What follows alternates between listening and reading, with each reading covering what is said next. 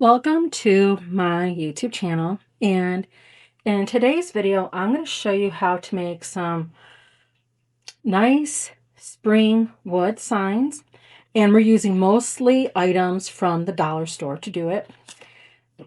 I got these wood blocks from the dollar store. They were like around $1.25 a piece, and I got 2 of them. And these are roughly around 5.5 by 7.5. And I'm using Mod Podge, and I got this from the dollar store as well. You could also buy it from Amazon. You could also get wood blanks from Amazon as well, and other craft stores and whatnot. I'm using white paint that I also got from the dollar store. This I also got from the dollar store. And foam brushes I also got from the dollar store. You can use whatever brushes you want. You can use whatever paint you want to use. If you want to use chalk paint, go ahead and use that. You can even use wood stain if you want to use wood stain to give your sign like a faux, like a nice wood, look to it. You can use a wood stain if you prefer. So whatever paint you want to use, it doesn't matter, because these are mostly indoor signs, so you don't have to use any type of paint that's specific for the outdoors, because this is for inside. And the last item we're going to use are these cutaway cards. Another name for these are journaling cards. These are 4x6 size journaling cards, and we're going to use these and add them to our wood blanks. And I got these from, I don't know if you can see it. I'm going to see if I can zoom out. I got mine from this sheet of journaling cards, and it says at the very bottom that they are 4x6 or 6x4 journaling cards. And I got them from this collection kit from Echo Park Paper Company. Yeah, I got it from this collection kit from Echo Park Paper Company. And I got it directly from their website. And as you see here, it shows you on the front that it includes these journaling / cutaway cards. And a lot of collection kits like this will have these cutaway cards / journaling cards. And also sometimes patterned paper pads you get from Michael's and other places will have these cutaway cards or journaling cards in their paper pads too. And I'm talking about patterned paper pads. But I got this one specifically from Echo Park Paper Company, and I got it from their website. And they run sales on these collection kits all the time.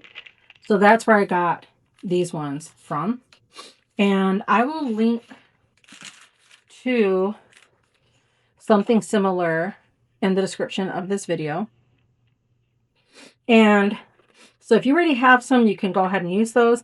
They might sell something like this at the dollar store, the Dollar Tree. So you can check to see if they do. They might.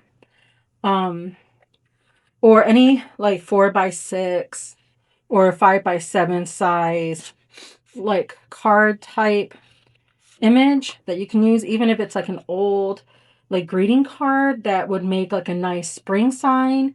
You could use that instead. So that's everything we're going to use for this project. So let's go ahead and get started. Now the first step we're going to do is paint our wood. Now these blanks are already smooth, so we don't need to sand them. But if your wood feels a little rough, then you would want to sand it so the surface is smooth before you paint it. But if you prefer that rough texture for your wood signs, so they have more of that like farmhouse type look, then you don't have to sand anything. But these ones from the Dollar Tree are smooth, so I don't have to do any sanding. So the first step we're going to do is paint the front.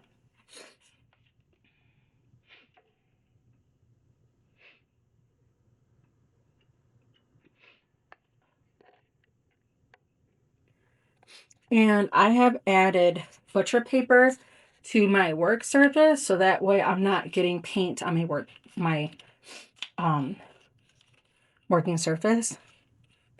So you don't have to use butcher paper. You can use whatever you have. You can use old newspaper, construction paper, whatever type of paper you have, you can use that.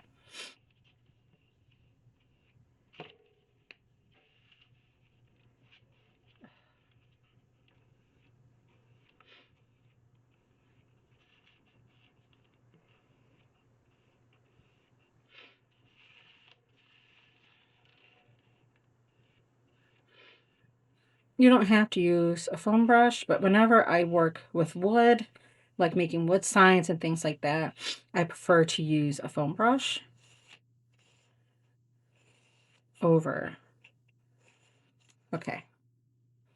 Now we painted one coat, and since I'm using acrylic, I'm going to have to apply multiple coats because acrylic paint is thinner than chalk paint. Now, if you're using chalk paint, you probably don't have to apply another coat to it. But since I'm using acrylic, I will have to apply another coat to it. And if you have to apply another coat like I do, you want to wait for the first coat to dry first. Wait for your first coat to dry first. And then once it's dry, then go in and paint another coat.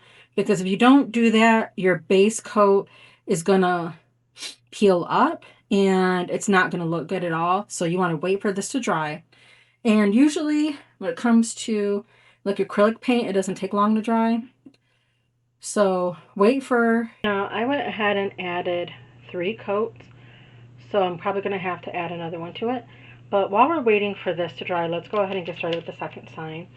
And what I forgot to mention before is that when you're using a foam / sponge brush, it does absorb more of the paint than a bristle brush. A bristle brush is not going to absorb the paint the way this type of brush does. So when you use this type of brush, you're going to be adding more coats because it absorbs more of the paint inside of the material. It holds more of it. So therefore, when you apply it, it's also going to be thinner. Whereas with a bristle brush, that's not the case. So you're going to get more of the paint on your wood surface. So I just wanted to mention that. And now that I talk about it, I probably should start using a regular bristle brush more than these ones because I'm having to add a 4th coat to this. So I just wanted to mention that and put it out there. So now let's start making, or I should say painting the second one while we're waiting for this one to dry.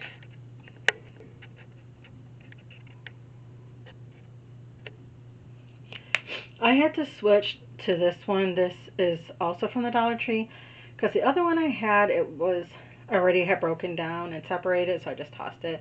Luckily, I already had this big bottle from the Dollar Tree. That's why, like, I do like to I do like to stock up on acrylic paints and chalk paints whenever I'm at stores like Michael's or shopping on Amazon or even Dollar Tree, because you never know when you're going to need them.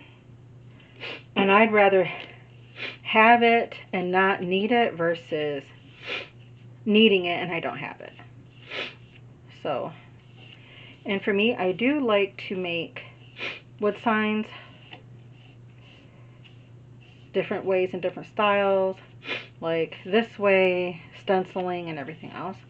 So because I do like to paint with wood and make wood signs and things like that, I always try to make sure I have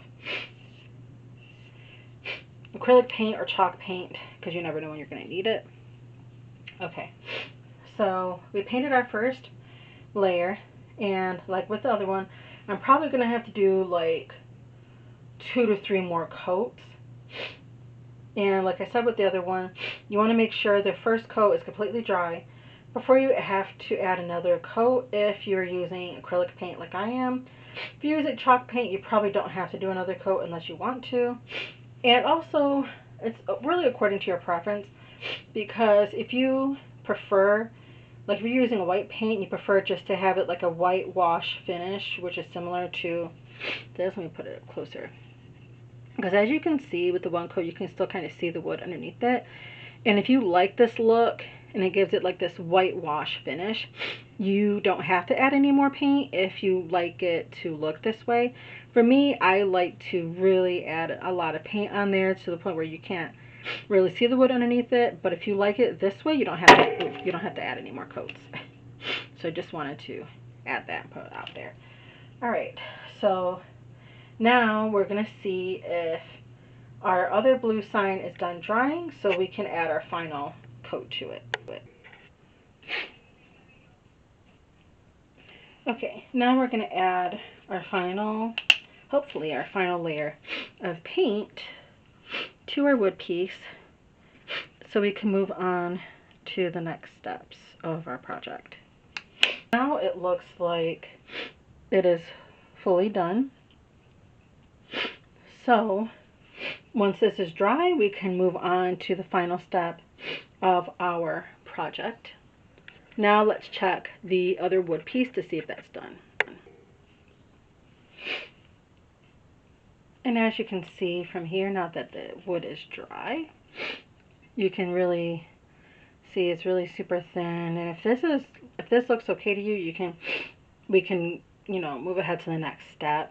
Fast forward the video, move ahead to the next step if you like it to look like this. For me, I definitely want more paint on there, so I'm gonna go ahead and add another coat to that.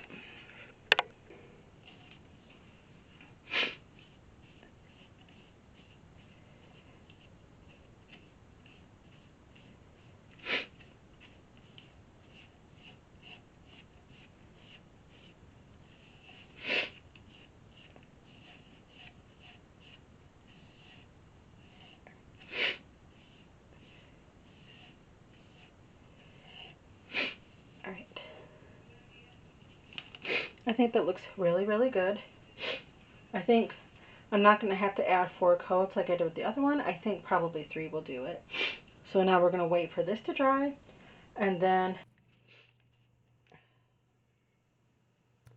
Okay, so now the next thing we're going to do is add the Mod Podge to it. So 1 layer is totally fine. You don't have to add 2 or 3 layers. And if you're using a different color other than white for the background of your wood, you want to make sure that the Mod Podge dries, that it goes on clear, that as you apply it, it becomes clear and it doesn't stay white. Because then it's going to add like this white finish, and you might not want that. So you want to make sure that it dries clear.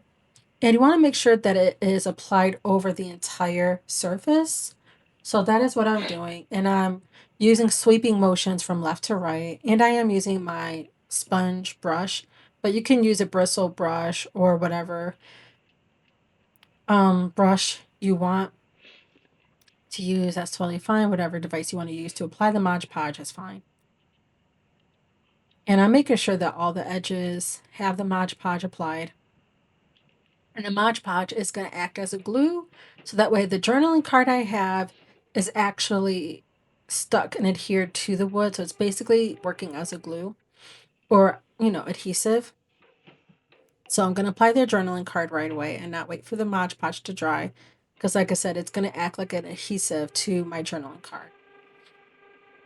So I'm just going to make sure that it is centered before I apply it, because once you apply it and it's on the wood, there's really no coming back from it. So you want to make sure that it is centered and not crooked.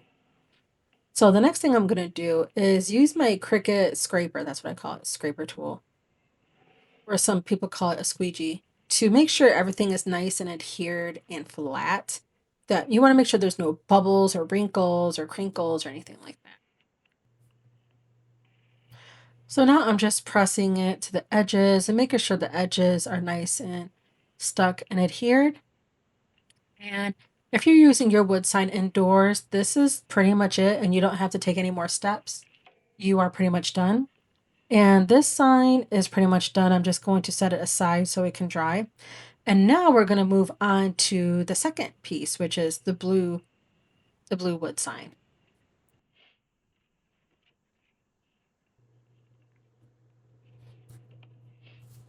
Okay, now just like for the first one, I want to make sure that it is centered, so I was doing a dry fit first. So now, like the first one, I'm going to add my Mod Podge. And you're going to see what I'm talking about. You want to make sure that when you are applying it, that it turns white. And it's going to be the same steps like the before. You're just going to apply it. I'm going to use a different brush that's clean, that doesn't have the Mod Podge residue like from the first one, because it does some of that residue can dry and it might like add like stuff to the wood that you won't like the dried bits and stuff. Okay, so now that we're done applying the Mod Podge, I'm applying the journaling card right away. I'm not waiting for it to dry because, like I said before, the Mod Podge acts like an adhesive. And I'm making sure that it's in the center and that it doesn't go on crooked. It's like before with the other one. I'm going to use my Cricut scraper, that's what I call it, to make sure it's flat and everything is adhered. Like I said, no bubbles, wrinkles, crinkles, no, none of that. Or you could just use your fingers or your hands or a credit card, old credit card or whatever you want. And like I said before, if you're using these wood signs indoors, then you're pretty much done and you could just wait for it to dry and you don't have to take any more steps. So I'm just using my Cricut scraper to move back and forth to make sure it's nice and flat and everything is adhered and dries flat. Like I did, I sealed this one with the spray sealer I had. So if you want to be able to do that and have this paper part sealed and protected from water and water damage, then in order for this paper part to be protected from water, you will have to apply Mod Podge to this part. Like, the easiest thing to do is to do it similar to the way I did this one and apply Mod Podge to this entire surface first.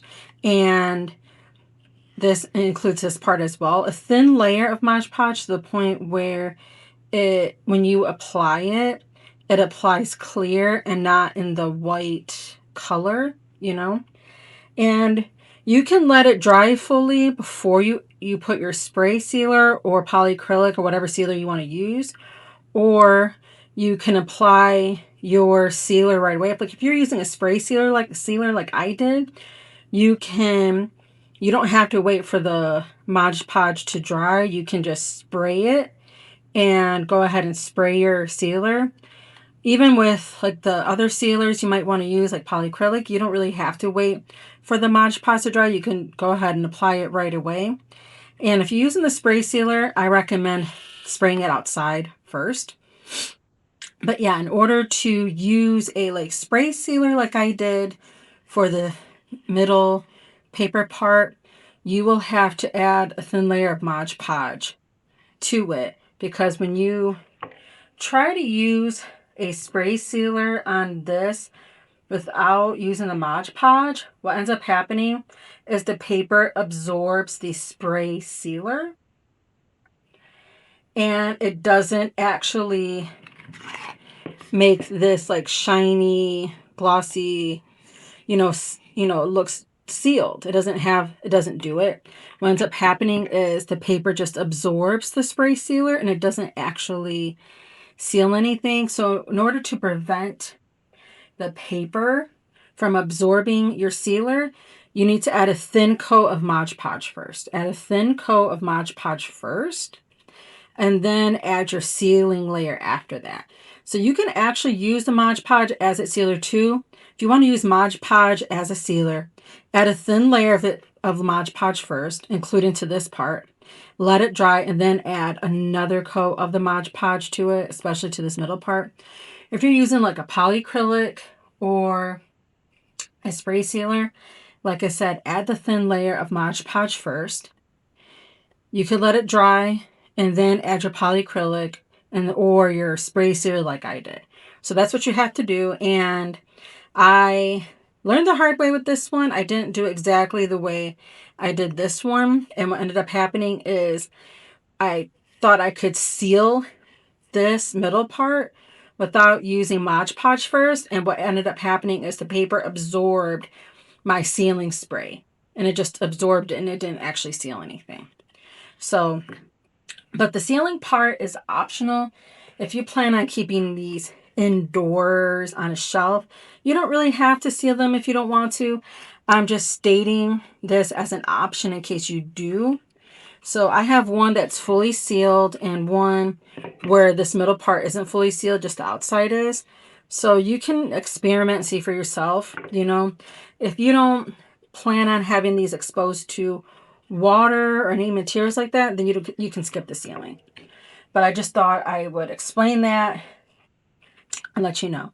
So I hope you found this video helpful, and let me know if you decide to make these own wood signs for yourself. It's a very cheap way to decorate your house for the spring, to decorate your house for any holidays. This doesn't have to be just for spring. You can use whatever, you know, even if you have greeting card fronts from old cards, you can cut those out, put them in the middle. Or whatever you want to use. If you have any cut aparts or journaling cards that kind of work like as signs like this from other holidays like Thanksgiving, fall, summer, whatever, you know, you can change those out, make some new ones and add them here. Great way to make some decorative signs for if you have a fireplace, a bookshelf, or one of those tiered decorative trays, you know. So let me know if you found this useful. And I hope you enjoyed it, and I will see you in the next one.